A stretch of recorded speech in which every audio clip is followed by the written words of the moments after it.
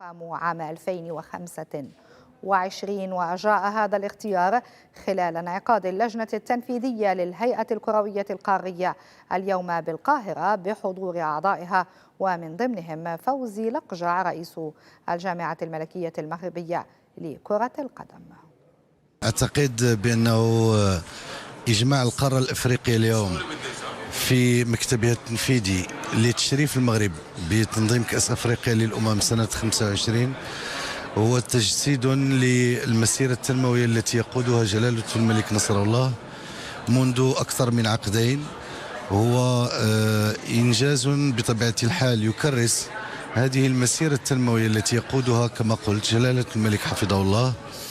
اليوم المغرب ينال بإجماع إفريقي دون أدنى نقاش بهذا الشرف. أعتقد بأنه كما قلت تتويج لعمل جبار يقوده ملك عظيم،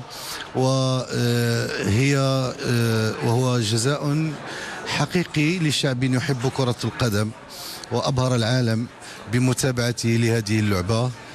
الكل اليوم يؤمن بأن محطة 2025 أو تنظيم الكان بالمغرب سنة 25 هي محطة أولى. موعدنا إن شاء الله بعد أقل من سنة في المحطة الثانية ليحظى المغرب ويشرف أفريقيا ككل بتنظيم كأس العالم إلى جوار إسبانيا والبرتغال.